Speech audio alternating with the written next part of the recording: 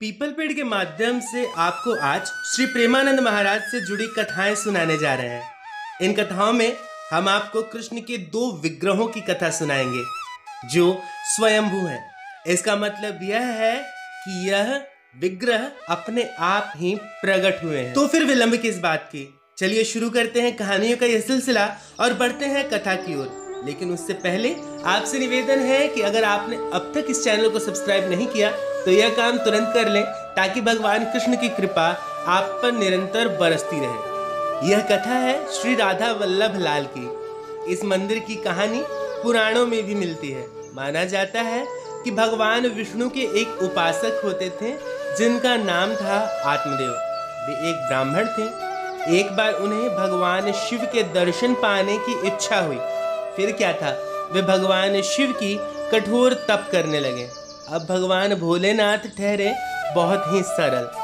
आत्मदेव के कठोर तप को देखकर वे प्रसन्न हुए और वरदान मांगने को कहा। ब्राह्मण आत्मदेव को तो बस भगवान शिव के दर्शनों की अभिलाषा थी जो कि पूरी हो चुकी थी, लेकिन भगवान शिव ने वरदान मांगने को भी कहा था, तो उन्होंने उसे भगवान शिव पर ही छोड़ दिया और कहा कि भगवान, जो आपके हृदय को सबसे प्रिय हो, यानी कि जो आपको अच्छा लगता हो, वही दे दीजिए।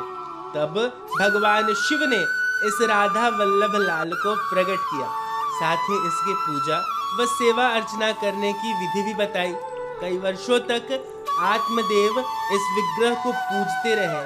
बाद में महाप्रभु हरिवंश प्रभु इच्छा से इस विग्रह को वृंदावन लेकर आए और उन्हें स्थापित कर राधा वल्लभ मंदिर की नींव रखी। मदन टेर, जिसे आज बोलचाल में ऊंची ठौर कहा जाता है, वहां पर लताओं का मंदिर बनाकर इन्हें विराजित किया गया।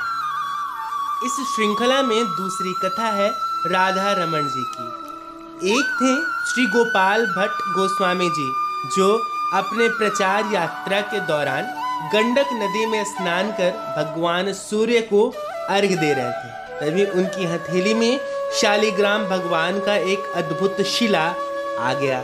जब गोस्वामी जी दोबारा अर्घ्य लेने को पुनः जल में गए तो एक और शिला उनकी हथेली पर आ गई। इस प्रकार 12 बार 12 शालिग्राम जी उनके हाथों में आए।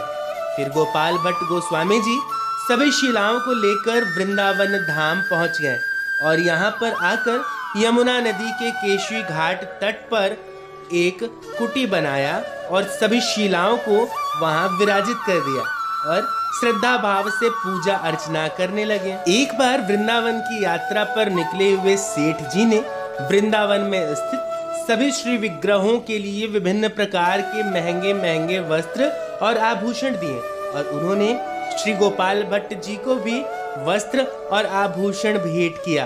परंतु जब बात श्री शालिग्राम जी की आई तो वे सोचने लगे कि श्री शालिग्राम को वे कैसे वस्त्र धारण कराएं। और श्री गोस्वामी जी के मन में भाव आया कि अगर मेरे भगवान भी अन्य विग्रहों के भांति होते तो मैं भी इनको अनेक प्रकार के वस्त्र पहनाता और सजाता, साथ ही अलग अलग आभूषण और वस्त्र धारण कराता और इनको झूले पर बिठाकर झूला भी झूलाता। और पूरी रात श्री गोस्वामी जी को यही सोचते सोचते नींद आ गई। जब सुबह हुई और नींद से उनकी आंखें खुली तो वो पूरी तरह से आश्चर्यचकित रह गए।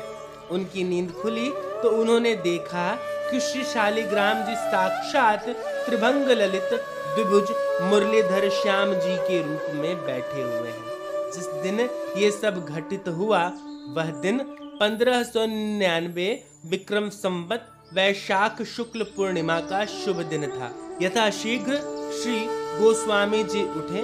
उन्होंने अपने भगवान को विशेष रूप से श्रृंगार किया और उनका सेवा भाव किया। उसके बाद श्री गोस्वामी जी ने अपने सभी बड़े व गुरुजनों को बुलाया और राधा रमण जी के प्राकट्य उत्सव पूरे श्रद्धा भाव से मनाया।